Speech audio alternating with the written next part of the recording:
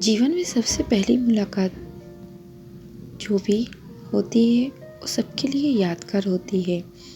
और प्यार की जब बात करें तो पहली मुलाकात ही प्यार की शुरुआत होती है। फिर चाहे नॉर्मल लाइफ हो या फिर ट्विन फ्लेम की लाइफ हो। ट्विन फ्लेम जो कि एक दूसरे के ख्यालों में ही खोए हुए रहते हैं, सब कुछ होने के बाद में भी एक दूसरे के बारे में सोचते रहते हैं। जब वो एक दूसरे से पहली बार मिलते हैं तो पूरी तरह से अनजान होते हैं, परंतु उनके अंदर एक अजीब सी बेचैनी हो जाती है। उस बेचैनी के चलते वो सोच में पड़ जाते हैं कि मानो जैसे एक दूसरे को बरसों से जानते हो। ये बेचैनी कुछ और नहीं होती है बल्कि सोल होती है। ट्विन फ्लेम की सोल जब अपने अदर पार्ट को देखती है तो वो उसे बहुत अच्छे से पहचान लेती है और उसी पहचान के चलते वो अपने अदर भाग से मिलने की कोशिश करती है। और ट्विन फ्लेम की लाइफ में सबसे पहली मुलाकात इसीलिए यादगार होती है। जैसे कि श्री कृष्ण जब राधा जी के सामने आए थे तो राधा जी सोच में पड़ गई थी। राधा जी के हृदय में अनेक प्रश्न एक साथ उमड़ पड़े हों।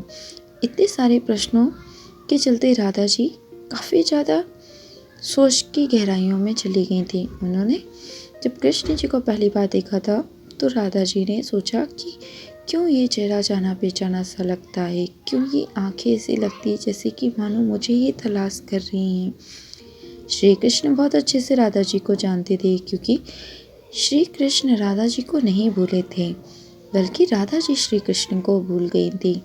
उन दोनों को अपने अपने कर्म करने थे, इसीलिए वो एक दूसरे के सामने आए और एक दूसरे से मिले।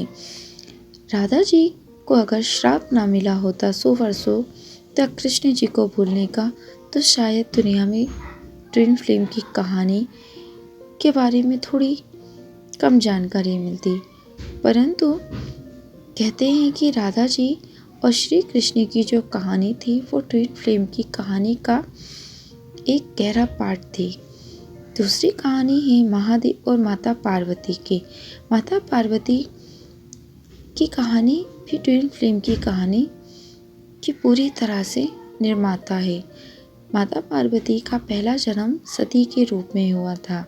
सती जब महादेव से बिछड़ी थी, वो जुदाई के पल के कारण जब महादेव से वो पुनः पार्वती जी के रूप में मिली, तो ट्विन फ्लेम की कहानी का एक भाग वो है। दूसरा है राधा कृष्ण का, जिसमें उन्होंने अपने अपने कर्म को किया, अपने अपने कर्म के रास्ते पे बढ़े और ट्विन फ्लेम को ये सिखाया कि पहले उनका कर्म आगे है, उसके पश्चात उनकी खुशियाँ हैं। सोल पर्पस इसी से बना है।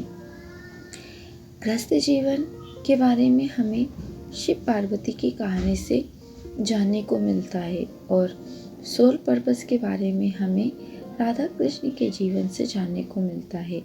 और राधा कृष्ण और शिव पार्वती, लक्ष्मी नारायण, इन सभी की कहानी से निर्माण होता है ट्विन फ्लेम का। ट्विन फ्लेम कोई आसान जर्नी नहीं है, छोटी मोटी जर्नी नहीं है।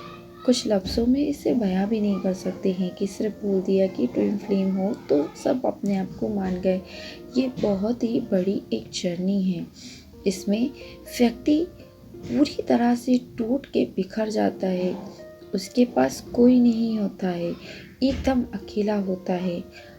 वो इस तरह से टूट जाता है कि उसके आंसू आने भी होते हैं तो आंखों में आते आते रुक जाते हैं। इस तरह की ये जर्नी है। इसमें डीएम को भी डर उतना ही होता है जितना डीएफ को दर्द होता है। कभी कभी तो एक दूसरे को ही इतना ट्रिगर कर देते हैं कि एक दूसरे के ही दुश्मन बनने को उतारू हो जाते हैं। कभी कभी तो एक दूसरे से इतना प्रेम करते हैं पर एक दूसरे को अपनाने के दोनों ही तैयार नहीं होते हैं। मजबूरी इतनी ज़्यादा उन दोनों की सरपेस पे होती कि वो एक दूसरे को स्वीकार करना ही नहीं चाहते हैं। और ये सारी जर्नी की कहानी है ट्विन फ्लेम की कहानी। इसीलिए ट्विन फ्लेम की कहानी को आसान नहीं समझना चाहिए। जो ट्विन फ्लेम होते हैं उन्हीं को पता होता है कि ये जर्नी क्या होती है। जब आपको दर्द होता है तभी आपको पता चलता है ना कि आखिर दर्द